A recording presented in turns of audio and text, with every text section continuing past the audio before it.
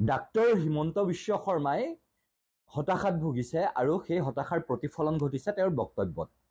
Doctor Himanta Biswa শৰ্মাই অনুমান কৰিছে যে 2026-ত তেওঁ কোনো কাৰণতে অসমৰ মুখ্যমন্ত্ৰী হ'ব নোৱাৰে আৰু তেওঁ দ্বিতীয়বাৰ মুখ্যমন্ত্ৰী হ'ব নোৱাৰাটো প্ৰায় নিশ্চিত। আৰু সেই কথা জানি বুজি পেলাই তেওঁৰ হতাশাৰ প্ৰতিফলন তেওঁৰ বক্তব্যৰ মাজেৰে অসমৰ জনসাধাৰণে বিগত কিছুদিনত দেখা পাই আহিছে। তেওঁৰ মিথ্যাচাৰ, তেওঁৰ প্ৰতিশ্ৰুতি প্ৰলোভনৰ ৰাজনীতিক অসমৰ জনসাধাৰণে ইতিমধ্যে অগ্ৰাহ্য কৰিছে বা অসমৰ জনসাধাৰণে ইতিমধ্যে উপলব্ধি কৰিছে। যোৱাকালি তেওঁ কৈছে যে তেওঁৰ পত্নী ৰিণিকী শৰ্মা ভূঞাৰ যিমান সা সম্পত্তি আছে সেই সকলো সা সম্পত্তি তেওঁ অসমৰ জনসাধাৰণক দান দিব। যদি প্ৰকৃততে তেওঁৰ তেনেকুৱা সদিচ্ছা আছে তেতিয়াহ'লে ৰিণিকী শৰ্মা ভূঞাৰ যিমান সা সম্পত্তি আছে সেই সা সম্পত্তিবিলাক কোন তাৰিখে অসমৰ জনসাধাৰণক তেওঁ উৎসৰ্গা কৰিব সেই কথা তেওঁ স্পষ্টভাৱে ক'ব লাগে। এনেই তেওঁ এই ধৰণৰ কথা বতৰাৰে অসমৰ জনসাধাৰণক বিভ্ৰান্ত কৰিব নালাগে।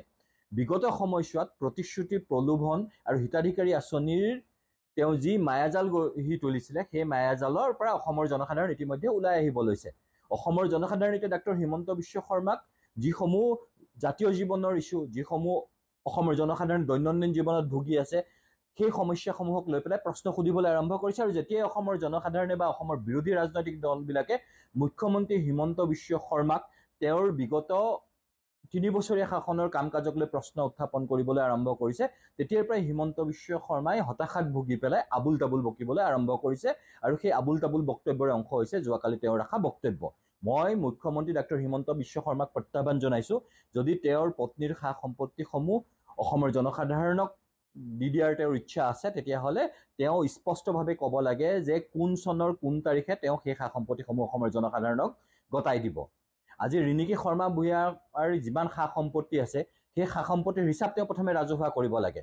তেওঁৰ যদি সততা আছে, তেওঁৰ যদি সৎ সাহস আছে, তেতিয়াহ'লে তেওঁৰ মুখ্যমন্ত্ৰী কালত ৰিণিকী শৰ্মা ভূঞাই বৈধ অবৈধ পন্থাৰে যিমানবিলাক সা সম্পত্তি গোটাইছিলে সেই সকলো সা সম্পত্তি তেওঁ ৰাজহুৱা কৰিব লাগে। আৰু যদি তেওঁ নকৰে 2026-ত যেতিয়া চৰকাৰ সলনি হ'ব সেই প্ৰত্যেক সা সম্পত্তিৰে হিচাপ নিকাচ আমি বিৰোধী ৰাজনৈতিক দলবিলাকৰ সন্মিলিত চৰকাৰে ল'ম। সেই কথা তেওঁক স্পষ্টভাৱে জনাই দিয়া হ'ল। ডাক্তৰ হিমন্ত বিশ্ব শৰ্মাই যিমানেই নিজকে ধোৱা তুলসীৰ পাত বুলি পেলাই প্ৰমাণিত কৰিবৰ কাৰণে বক্তব্য নাৰাখক কিয়, ইতিমধ্যে অসমৰ জনসাধাৰণৰ দলত প্ৰমাণিত হৈছে যে তেওঁ এগৰাকী মিথ্যাচাৰী মুখ্যমন্ত্ৰী। তেওঁ মুখ্যমন্ত্ৰী হিচাপে তেওঁৰ শাসনকালত অসমৰ জনসাধাৰণৰ প্ৰতি কোনো দায়িত্ব আৰু দায়বদ্ধতা পালন কৰা নাই।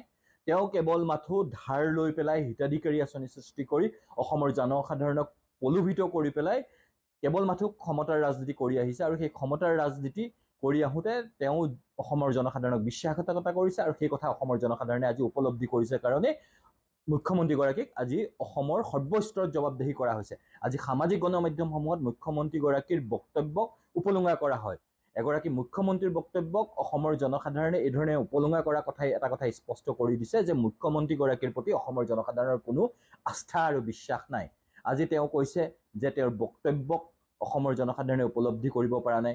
আজি তেওঁ কৈছে যে এখন বিশ্ববিদ্যালয়ৰ কাৰণে গুৱাহাটী মহানগৰীত বানপানীৰ সৃষ্টি হৈছে। আৰু তেওঁৰ যি বক্তব্য সেই বক্তব্যক লৈ পেলাই সামাজিক গণমাধ্যমত জনসাধাৰণে হাঁহিছে। সেই কথা মুখ্যমন্ত্ৰীয়ে লক্ষ্য কৰিছে নে নাই সেই কথা আমি নাজানো, কিন্তু মুখ্যমন্ত্ৰীৰ বক্তব্যক যে অসমৰ জনসাধাৰণে অগ্ৰাহ্য কৰিছে সেই কথা স্পষ্ট। গতিকে ডাক্তৰ হিমন্ত বিশ্ব শৰ্মাই এই ধৰণৰ কথা বতৰাৰে অসমৰ জনসাধাৰণক বিভ্ৰান্ত কৰাৰ সলনি তেওঁ মুখ্যমন্ত্ৰী হিচাপে তেওঁৰ দায়িত্ব নিৰ্বাহ কৰক। আজি অসমত বানপানী হৈ গ'ল, আজি বিহাৰে বানপানীৰ নামত 11,000 কোটি টকা লাভ কৰিলে, কিন্তু অসমে বানপানীৰ নামত ফুটা কৰি এটাও নেপালে।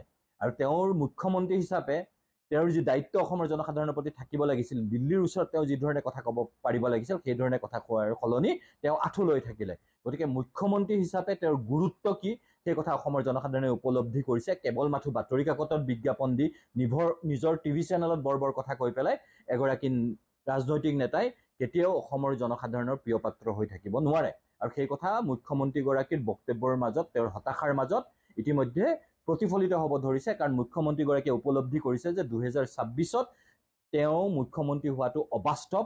কোনো কাৰণতে দ্বিতীয়বাৰৰ কাৰণে তেওঁ মুখ্যমন্ত্ৰী হ'ব নোৱাৰে। আৰু বিজেপি কোনো কাৰণতে আৰু অসমত ক্ষমতা দখল কৰিব নোৱাৰে। কাৰণ বিজেপিৰ যি ৰাজনীতি, যি ধৰ্মীয় মেৰুকৰণৰ ৰাজনীতি, সেই ধৰ্মীয় মেৰুকৰণৰ ৰাজনীতিক অসমৰ জনসাধাৰণে ইতিমধ্যে প্ৰত্যাখ্যান কৰিছে। আৰু তাৰ উদাহৰণ হ'ল যোৰহাট। আজি মুখ্যমন্ত্ৰীগৰাকীয়ে বাংলাদেশৰ ইছ্যুটোক লৈ পেলাই ধৰ্মীয় মেৰুকৰণৰ চেষ্টা কৰিছে।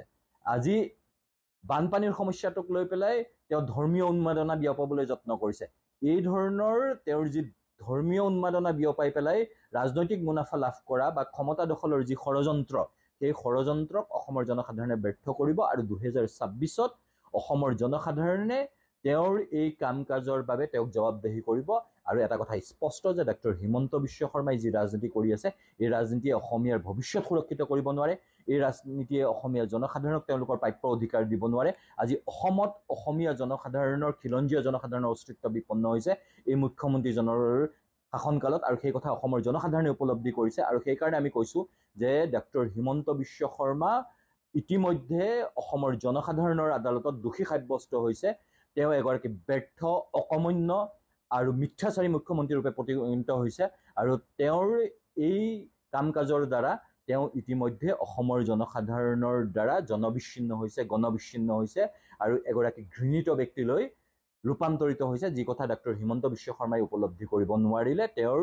ৰাজনৈতিক জীৱনত ইয়াতকৈও অধিক হতাশা আহিব আৰু এই মুখ্যমন্ত্ৰী হিচাপে তেওঁ যি কাম কাজ কৰি আছে সেই কাম কাজক লৈ অসমৰ জনসাধাৰণ ইমানেই অসন্তুষ্ট হৈছে যে মুখ্যমন্ত্ৰীগৰাকীয়ে নিজে তেওঁৰ ৰাজনৈতিক ভৱিষ্যত সুৰক্ষিত কৰি ৰাখিব নোৱাৰে কাৰণ তেওঁৰ যি ৰাজনীতি সেই ৰাজনীতিক অসমৰ জনসাধাৰণে ইতিমধ্যে অগ্ৰাহ্য কৰিছে অসমৰ জনসাধাৰণে ডক্টৰ হিমন্ত বিশ্ব শৰ্মাৰ চৰিত্ৰ বুজি উঠিছে আৰু ধৰ্মীয় মেৰুকৰণ আৰু ধৰ্মীয় উন্মাদনাৰ ৰাজনীতিতকৈ যে জাতীয় জীৱনৰ সমস্যাসমূহত খিলঞ্জীয়াৰ স্বাৰ্থসমূহত মুখ্যমন্ত্ৰীগৰাকীৰ নীৰৱতা মুখ্যমন্ত্ৰীগৰাকীৰ আপোচকামী চৰিত্ৰ স্পষ্ট হোৱাৰ পিছত ডক্টৰ হিমন্ত বিশ্ব শৰ্মা অসমৰ ৰাজনীতিত অপ্ৰাসংগিক হৈ পৰিছে আৰু সেই কথা ডক্টৰ হিমন্ত বিশ্বই উপলব্ধি কৰিছে কাৰণে তেওঁৰ বক্তব্যত হতাশা প্ৰতিফলিত হৈছে আকৌ কৈছোঁ মুখ্যমন্ত্ৰীৰ যদি সদিচ্ছা আছে তেতিয়াহ'লে তেওঁৰ পত্নীৰ সা সম্পত্তি কোনদিনাখন অসমৰ জনসাধাৰণক গতাই দিব সেই কথা তেওঁ নিৰ্দিষ্ট চন নিৰ্দিষ্ট তাৰিখ নিৰ্দিষ্ট সময় ঘোষণা কৰি পেলাই নিজৰ সদিচ্ছা প্ৰকাশ কৰিব লাগে আৰু নহ'লে তেওঁক এগৰাকী মিথ্যাচাৰী মুখ্যমন্ত্ৰী ৰূপে